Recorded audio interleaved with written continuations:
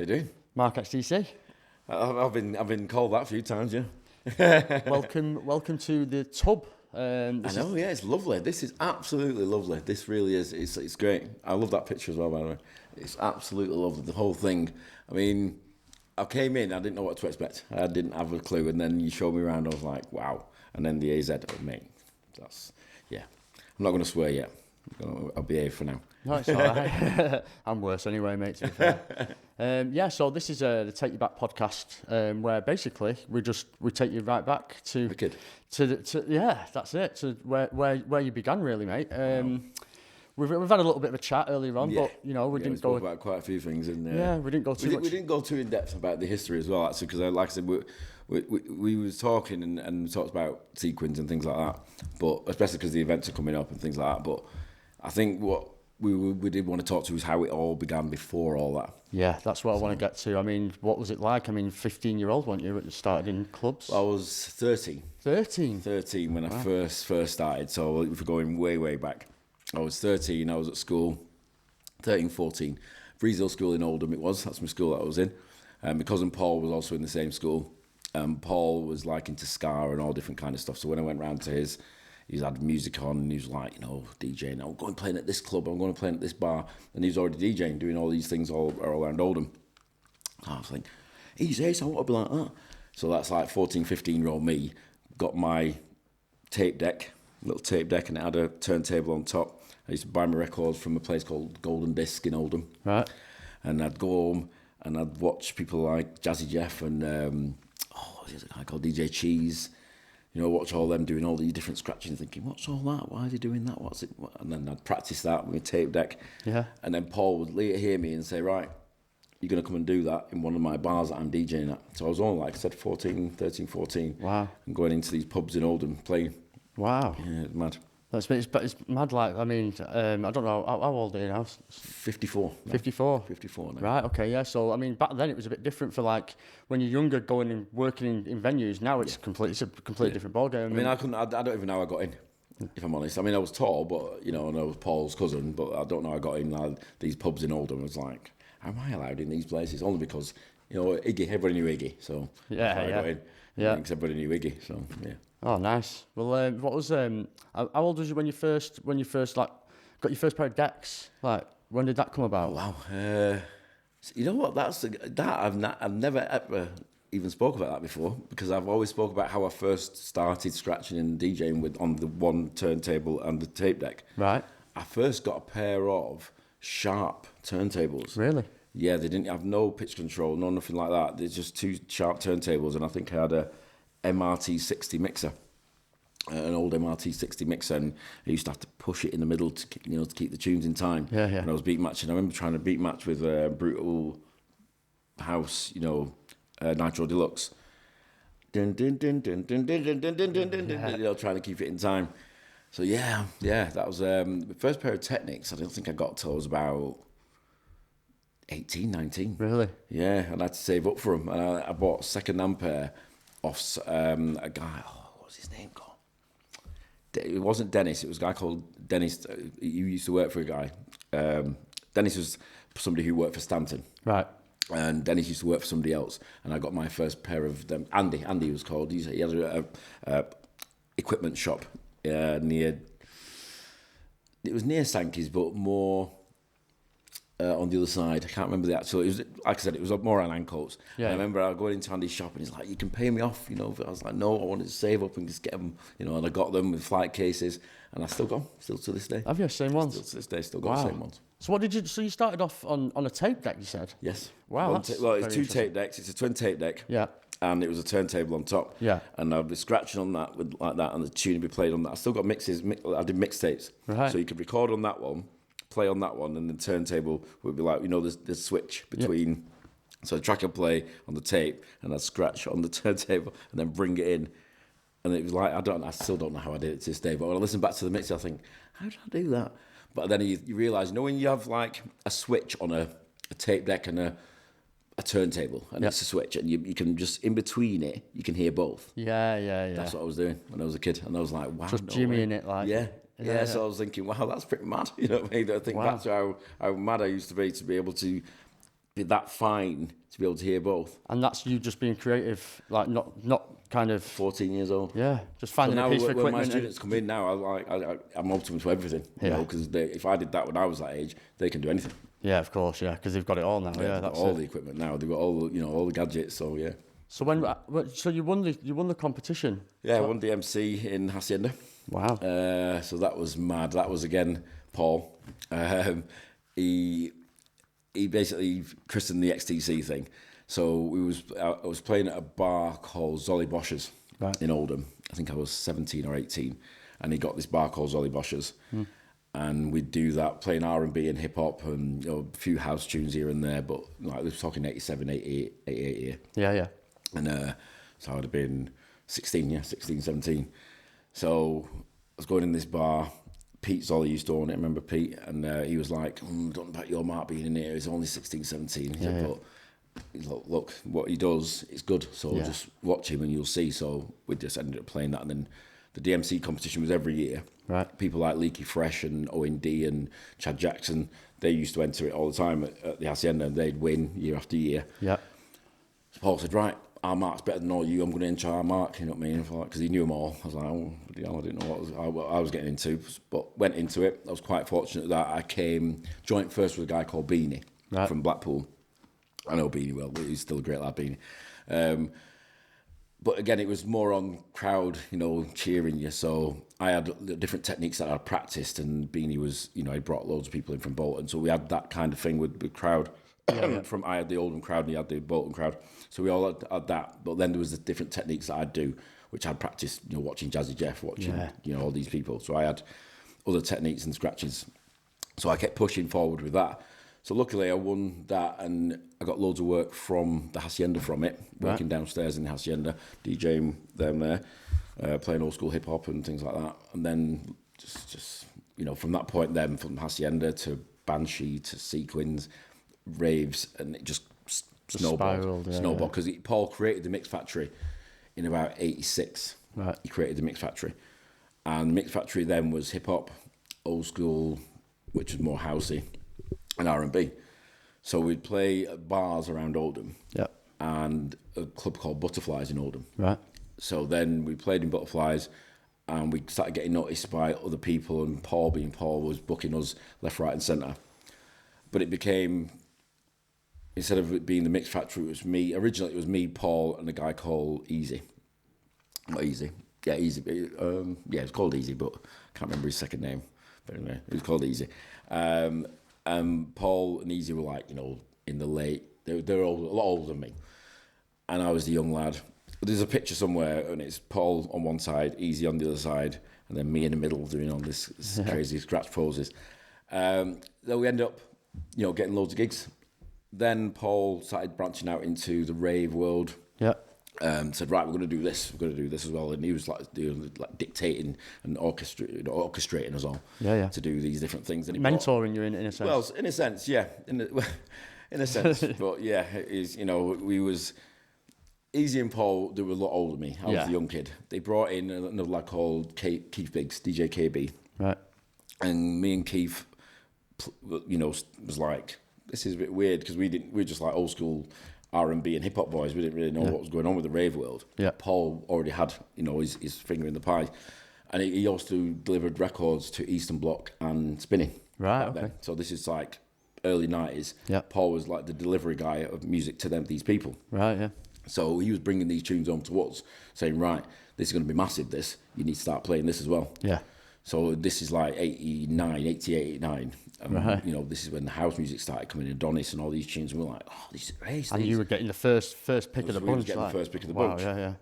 So then that's why we got into the rave world. So from that point then, Mix Factory, was like, oh. So then I knew a lad called Dave Paul. I knew Dave well from Shaw. And Dave used to always come to the rave. Oh, Mark, I want to let me play, because he loved rave, and we was not as much into rave as Dave was. Yeah. Because we was like old school hip hop boys. So I was like, Paul, bring Dave into Mix Factory. You know what I mean? So he ended up coming in, but then him and Paul fell out, so he ended up getting thrown out because Dave was just Dave. But before then, we did loads of raves together. We did do Banshee, we did do Sequins. Yeah. But then when it came to the mythologies and the amnesias and the edge, that was just me. That used to go and do them kind of things, which, you know, I think Dave and Keith wasn't too happy that it was always me that was going doing these festivals and things like that. But that's what happened, and that's why the XTC thing became bigger. Right, okay. As well as a drug. Yeah. So the XTC, Paul named me Mark. Well, he just named me Extra Tough Cutter.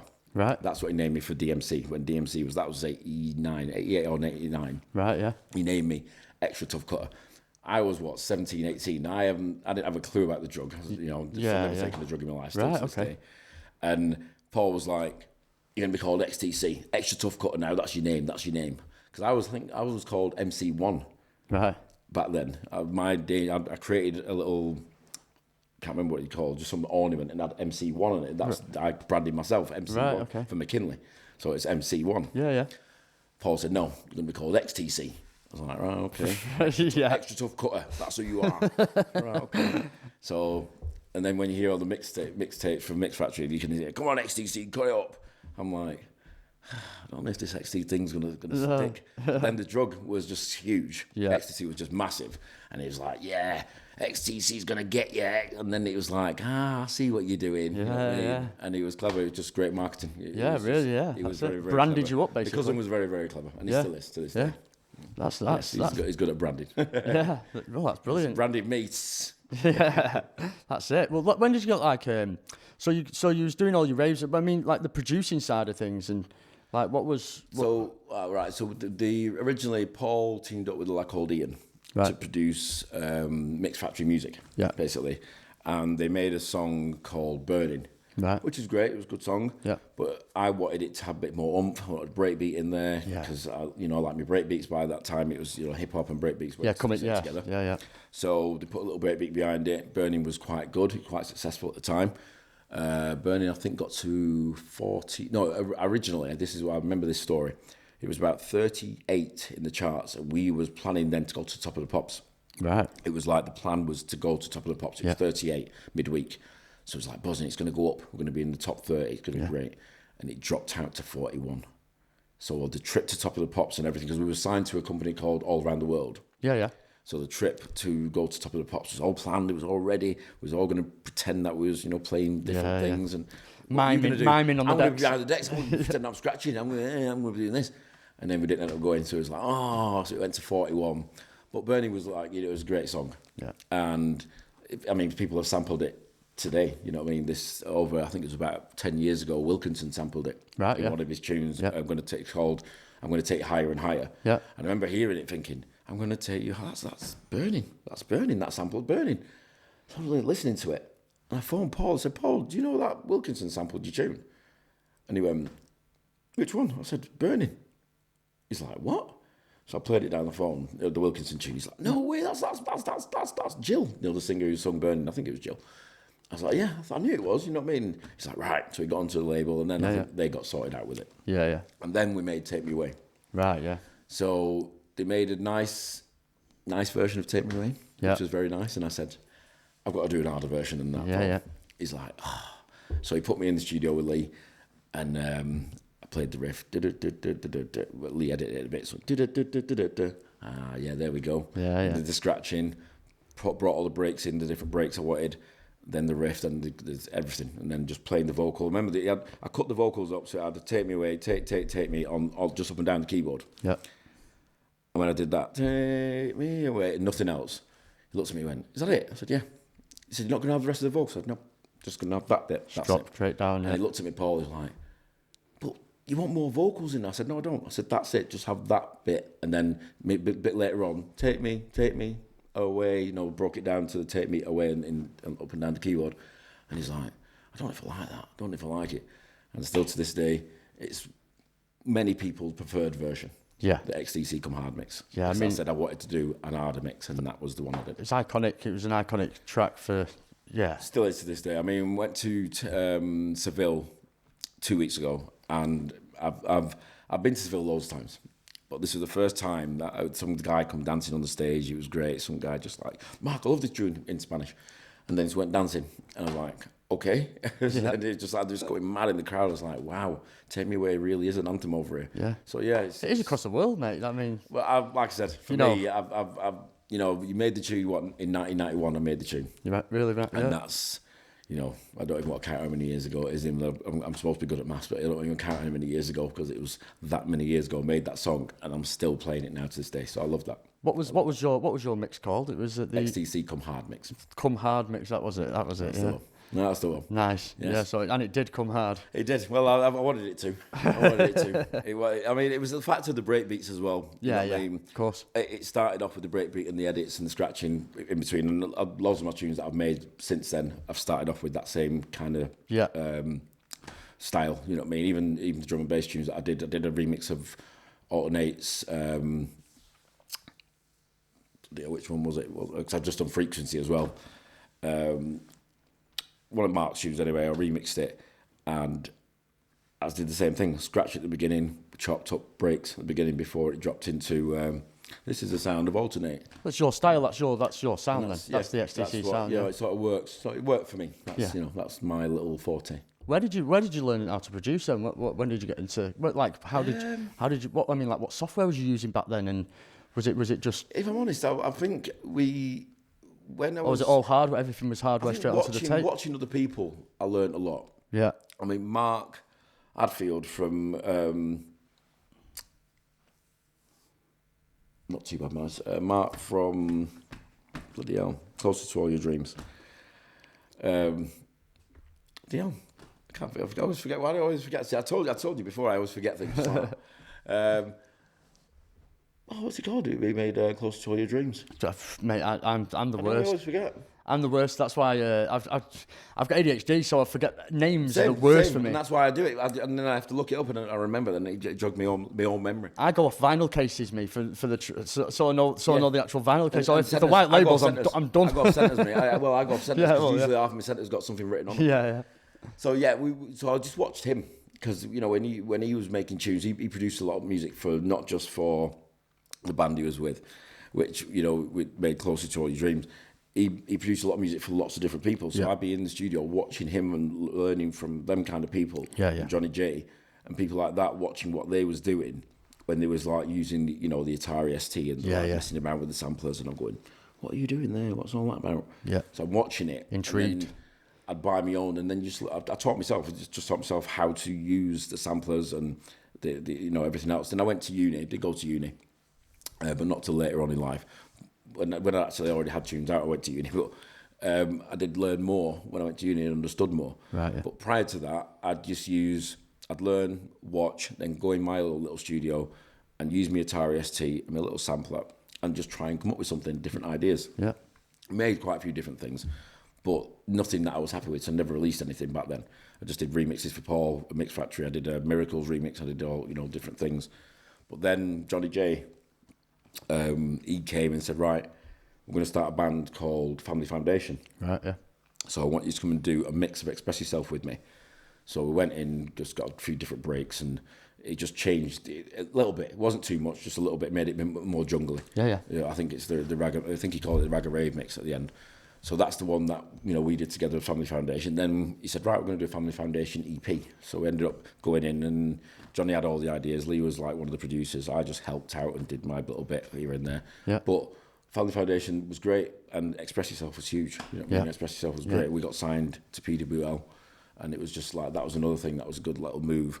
But then I was still DJing, still doing everything else, but I was working in record shops. So I was getting all the tunes anyway. This is great. I'm getting all these tunes in, and I'm making all these new tunes as well. This is just great. Right in the thick of it all. Yeah. It was breakbeat, acid house. I mean, it wasn't classed as Old-Skool then. It was just house music. Yeah. House. You mix it. I'm mixing them all. I'm mixing all these tunes together, and it's great. It's like, this is mint. Yeah. Love all this. And then I'd still do my Old-Skool hip hop sets. Yeah. So it's just I'm just DJing all the time, and then working in a record shop. My life's heaven. Yeah. I mean, this is just heaven. And then that was spinning. I was working in a record shop called BPM Records in Oldham first. Yeah. And then Paul got me the job in spinning in Manchester. And then from that point, just loads of different things, avenues open, left, right and centre radio stations, pirate radio stations, doing remixes for other people, left, right and centre. And, I was like, wow, this is just like a weird, crazy life. Yeah.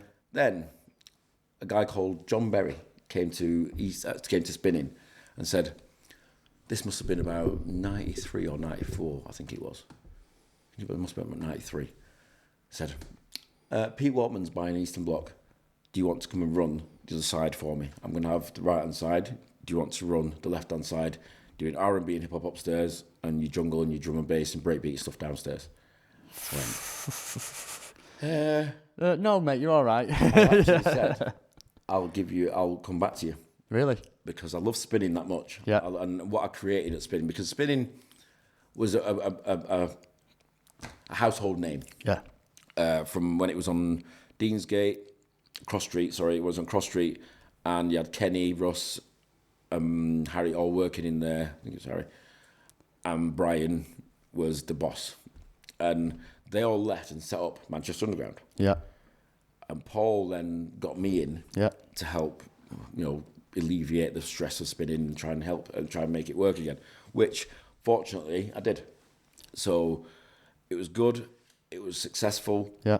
And then that's when John came in and said, I want you to come and work for me or with me over at Eastern Bloc. I said, right, well, I just got to ask Gary first. Yeah.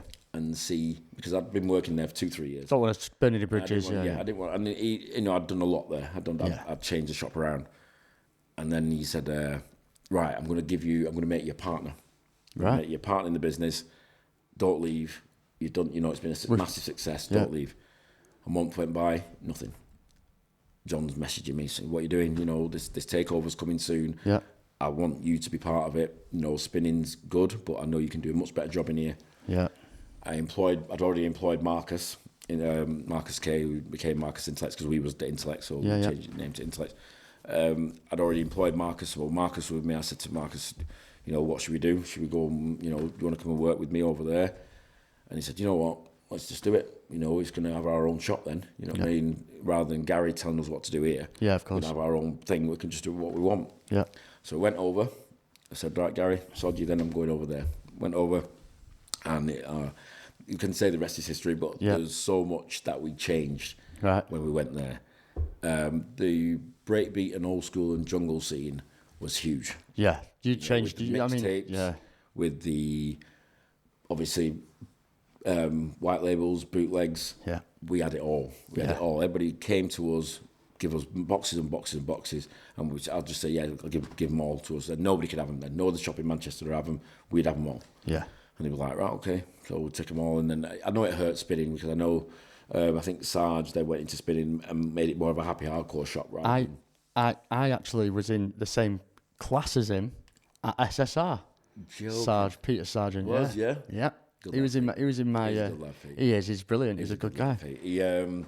He took over spinning when I left, and like I said, he changed it to more of a happy hardcore. Yeah, that was it was hardcore. Yeah, it went very hardcore. Yeah, I felt like that's your market. You take that. We're not going to touch that. We're not going to touch the happy hardcore stuff, and we didn't. So the happy hardcore was his. We just did everything else, basically everything else, and it just took off. We just had everything, and then from that point, we created the Intellect, me and Marcus. Yeah. And then we got the radio show on Kiss. Yeah. We opened our own studio. What year was that, sorry, Matt? This is 93, 94. Yeah. We opened our own studio in New Mount Street. Right, yeah. We started, then Pete Waterman came to me and he said, right, Mark, we want you to start your own label as well. Because this jungle thing's massive now. It's getting bigger and bigger. We want you to start your own label. So we started Intellect Recordings, put out a few tunes. It just became more and more successful there. We just DJing everywhere. Like I said, I'd already been DJing quite a lot with Mix Factory anyway, with the festivals like Fantasia and Mythology, Amnesia, and all the Pandemonium, all the big raves from back then. Yeah. But then when me and Marcus teamed up, we just did everything together. You know what I mean? It was just great. Then I think we had different in styles. I was more still about the hardcore and the hard stuff and break beats. Yeah. And I still love like Mentasm samples and all that kind. And Marcus more liquidy and nice chill vibe stuff. So it worked. It worked when we was together. Yeah. But when we was producing, it was different because I'd still have the harder edge and he still had more the liquidy. So we went our own separate ways. Plus, I had family that I had to deal with. Marcus didn't have family, so I took a step back. Yeah. And he just pushed on with Marcus Intellects rather than that Intellects. Yeah. It was just Marcus and Intellect. So he just carried on with the name, and it was successful for him. So it was good. And then I came back after about 2 or 3 years out. Yeah. I still DJ'd every now and then, but it wasn't DJ'd as much. But I came back, made loads of music again, And luckily I was signed by Ray Keith. Right, and he said, right, I'm going to call you Mark XTC. I felt like bloody, one of the Jedis or something. Or I'm getting my master telling me what I'm being called. Again, another one, like Paul. Yeah. And then he said, yeah, we're going to call you Mark XTC then. Forget Intellects, we're going to call you Mark XTC. We don't want to use the Intellect. I didn't want to jump on Marcus's thing now that he's been successful with the Intellect brand. Yeah. I thought, well, I'll just call myself Mark XTC then, and we'll just go from there. And then back to your roots in a sense. It worked because, like I said, I'm the kind of person that I'll always play music I like. I'm not going to play something I don't like. Yeah, just for the crowd, just for because it's a popular. You're going to play a big tune. You're going to play a big tune. That's granted, but I'm going to play old school. I'm going to play breakbeat stuff. I'm going to play hip hop, and I'm going to play drum and bass and jungle. I'm going to play them kind of sets because I can, because that's where I've come from. That's you, yeah. From the beginning to where I am now, so I am going to play them sets. Of course. Loads of people are like, well, I'm just like a drum and bass DJ, so I'm not going to play all them kind of genres. Well, sorry, I am, mate. You know what I mean? That's who I am. Yeah. So fortunately, that's why I'm working as much as I am, because I can play multiple genres. Yes, and these multiple genres, fortunately for me, still touch wood. People want to book me still. So, while that's still going, I'm never going to stop. Well, that's it. I mean, too many DJs nowadays, I think, that are just, like you say, stuck on one thing, and it's very, very narrative. Yeah. Do you know what I mean? Where, like someone like yourself and like myself, really, in a sense, because I play straight across the board from, from hardcore to hard techno, you know what I mean? So it goes from happy hardcore to techno, and it goes right through to, drum and bass, jungle, anything that's got that 4 beat. That's it, man. You know what I mean? That's it. It gets you going, you're up. Hip hop, anything, as long as I like the sound of it, it's just... Today's show on Cool, so my radio show's still on Cool every month.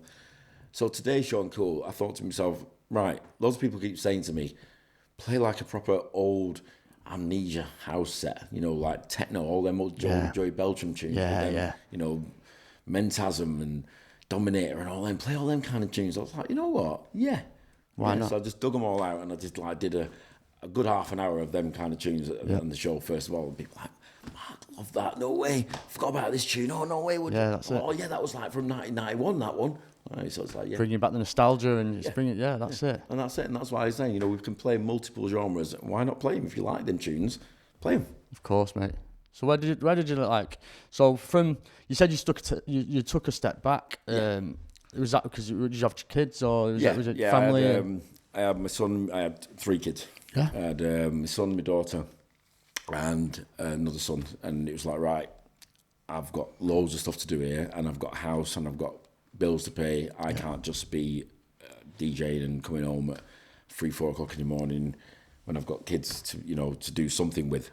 Sunday morning especially, or whenever we go swimming or whatever. Yeah, the music industry is quite heavy on that kind of lifestyle. It takes over your life basically, and if you've got, I say this to all my students: if you get success, your partner needs to understand that success and be with you with it. Yeah.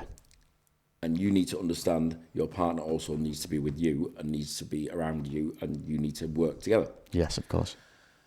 If you've got a partner that then is a bit more demanding and needs more, that's going to hinder you with your work. Being creative your production, your creativity. Unfortunately, back then my ex was a bit like that, and she was a bit more demanding and wanted more time to do what she wanted to do. And then the kids, you're going to have to look after them, you're going to have to do this, I need to go and do what I've got to do as well. Yeah. So it's like, fine, it's like, it's got just responsibilities. Yeah, of course, That's what it is. Yeah. And, other people was younger, well, me and Marcus were more the same, and he didn't have as many responsibilities, so he could just roll with everything and go everywhere. I couldn't do half of that kind of stuff because my kids were young, so I couldn't really do as much as I wanted to do. How did that make you feel? Like did it make you feel held back and like kind of you envy him in a sense, like because I think back then I didn't really care because I loved my house, I loved my kids, and it was great to be able to do them kind of things as well. Yeah, I didn't miss it as much because I didn't know what I was missing. If I was honest, the DJing, I was still DJing, not as much, but I was still DJing. I wasn't DJing in the big clubs in London and things like that, like Marcus was. But for me, I'd already done that, so it was nothing new for me really. But it was great for him because Marcus wanted it, so it was great for him. And I was like, buzzing, and he still carried on the Intellects brand. The name Intellects was still there. It's a name that we made up into, and then Lex, X obviously being from XTC. Yeah. So it was like great. I knew that was still going. You were still there, so you was living it through him in a sense. So I was still living it through him, so it was great. Right. Yeah. So the fact that the brand Marcus Intellect was just ace still made me feel great. Yeah. So yeah, that's good. It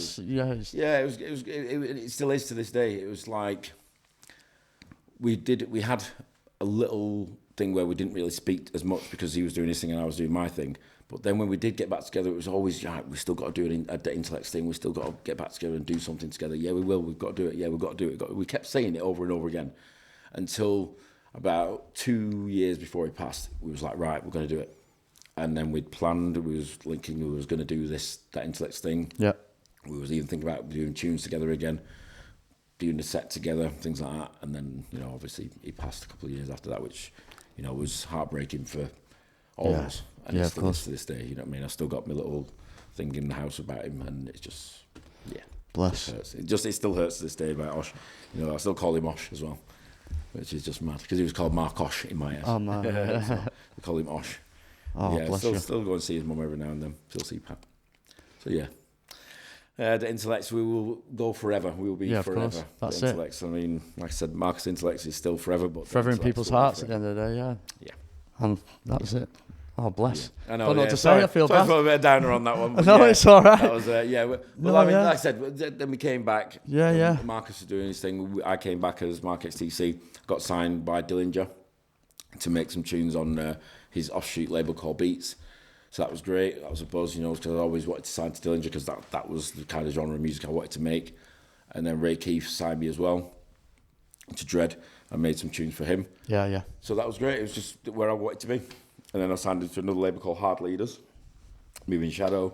So I signed to loads of different labels anyway, as the X or Mark XTC, or I had a couple of different names, actually, a couple of pseudonyms, which I still don't know why. Even on Family Foundation, BAF, Bad as Fuck. Yeah. Sorry. See, I swore. I knew I was going to try not to. I'm sorry. I'm going to have to put that explicit. I know, I'm sorry. Yeah, I'm going to change this explicit now because of me. But yeah, that's the reason why I called it BAF. Right. Instead of Mark XTC. Right. I mean, Bad as Fuck. Yeah, don't know why. I just liked them silly aliases at the time. Yeah, why not? Yeah. It's loud. It's kind of... Yeah, no. Yeah, it gets people's... But now I'm old now, I think, why did I do that? It's just called Mark XTC, or just XTC at the time. But, yeah.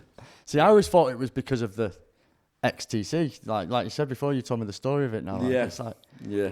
I was just thinking, why? And maybe I met you, subtle, and I'm like, this guy isn't Mark X. This isn't an XTC kind of guy. Like, maybe that's why, because of the XTC thing. I thought, I don't want to be associated with a drug, so I don't want to use XTC for everything. Maybe that's why. Maybe I did do that. Subconsciously, Yeah, maybe that's why. Because like I said, I've, in my time, I've smoked weed in my time. Yeah, but I've not done anything else. I never have, and I never will. Yeah, not just because. I'm mad, and I think it made me more mad.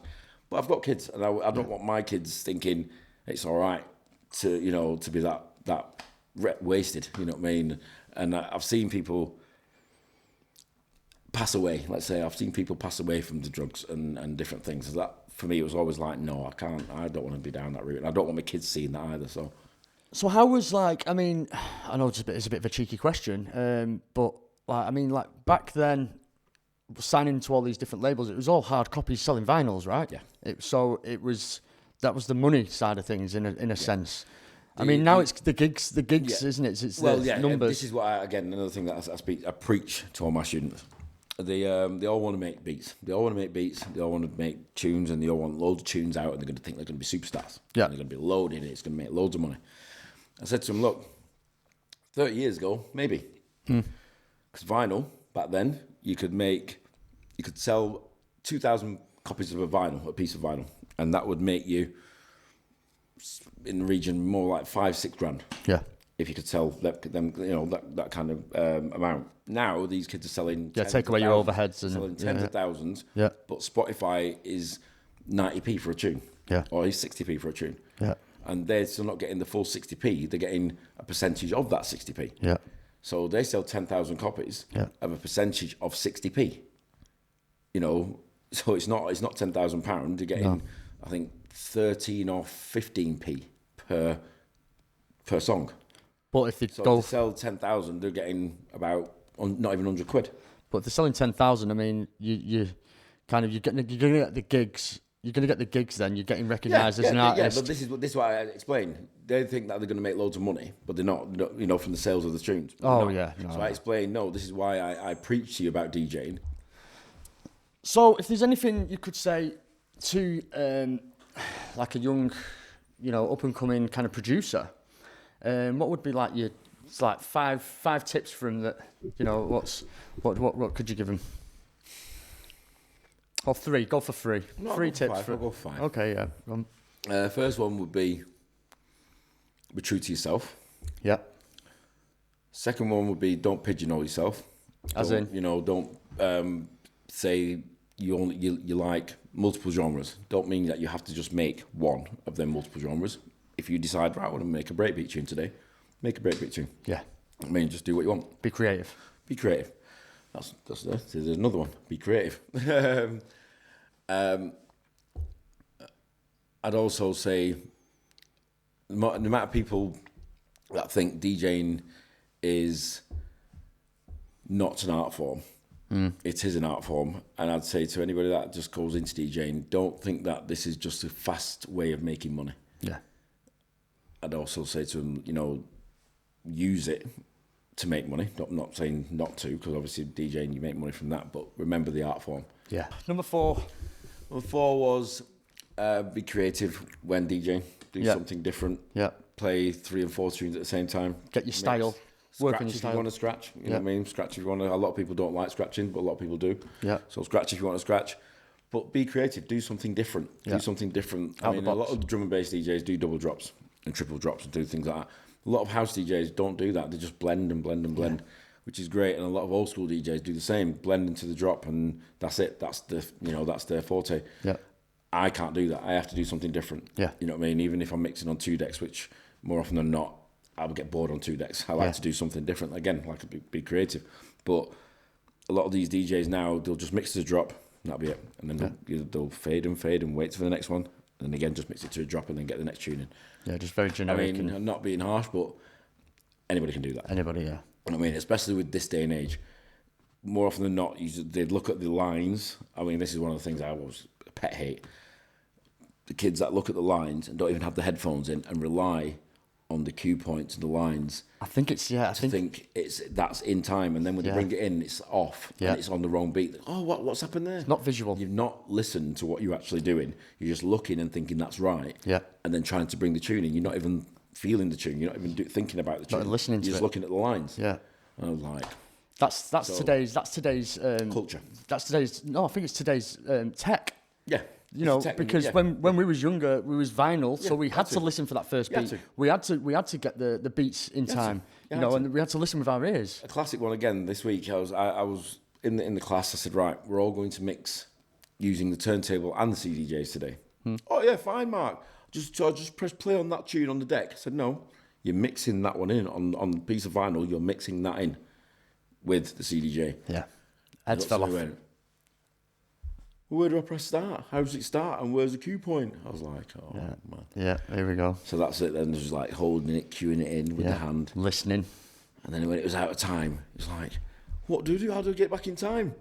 I was like, see, that's why DJing back then was so much harder than what it is now. Yeah, of course. Like, right.